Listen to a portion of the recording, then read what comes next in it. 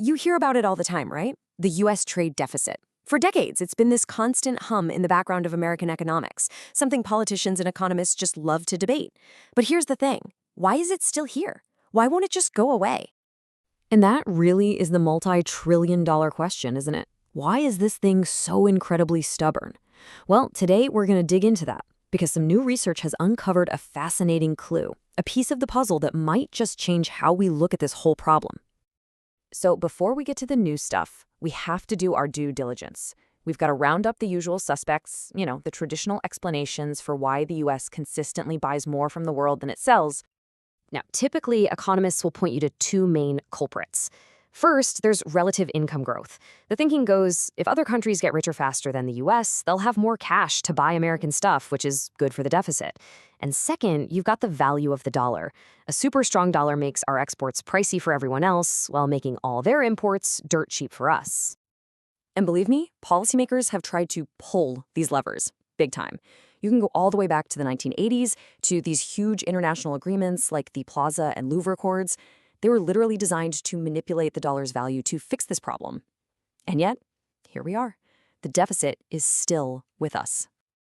This is where our investigation really takes a turn. Because what if we've been missing a huge piece of the puzzle this whole time? What if the problem isn't just about how much we trade, but it's really about what we trade? And that brings us to a high-tech plot twist.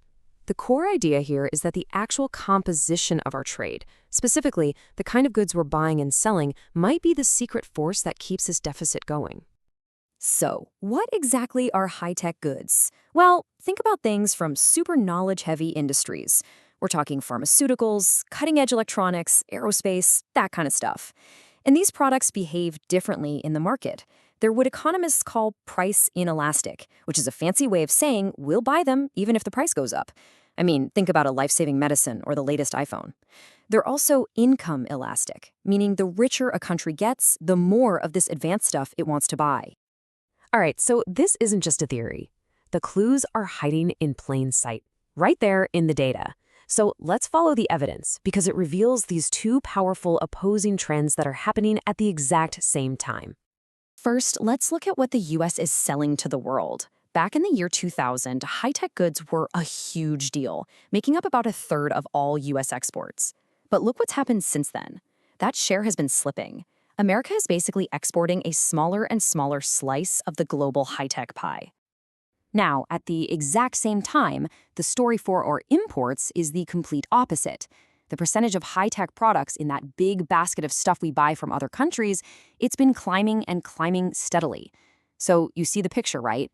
We're selling a smaller share of high-tech, and we're buying a much larger one. And to really hammer this point home, let's just zoom in on one single powerful example. The U.S. trade relationship with China is like a perfect case study of this global trend. And the shift here is just staggering. In 1990, only about 10% of America's high-tech imports came from China. Fast forward to 2019, and that number has exploded to roughly a third.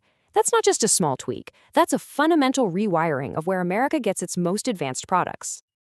Okay, so let's recap. We've got a falling share of high-tech exports and a booming share of high-tech imports. So the big question is, does this actually explain why the deficit is so darn persistent? Let's see what the research says.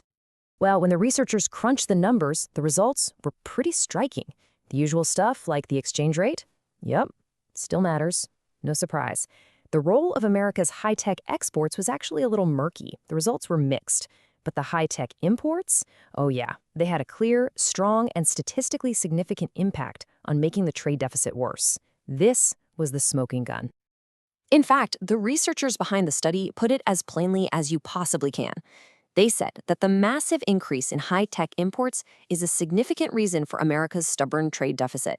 It's not the whole story, but it's a huge part of it. So a growing reliance on high-tech goods made elsewhere seems to be a major culprit. But so what? What does this mean in the real world? Why does this hidden story about what we trade actually matter for the future? Well, it brings us to this massive number, $250 billion. And this isn't some random figure I pulled out of thin air. It's the price tag on a major piece of U.S. policy that is directly tied to this whole high-tech story. That $250 billion is for the U.S. Innovation and Competition Act, a gigantic investment designed to boost America's own domestic tech industries like semiconductor manufacturing and AI research. And what this research suggests is that these kinds of policies, the ones focused on innovation, might be more important than ever. Maybe the best way to fight the trade deficit isn't just playing with currency values, but by actually winning the race in technology. But that leaves us with one final and kinda tricky question. We live in a world of incredibly complex and interconnected global supply chains. That fancy gadget you own, its parts probably came from a dozen different countries. So in a world that's built like that, can one country, any country, really innovate its way out of a trade deficit all on its own? That is the puzzle for the next decade.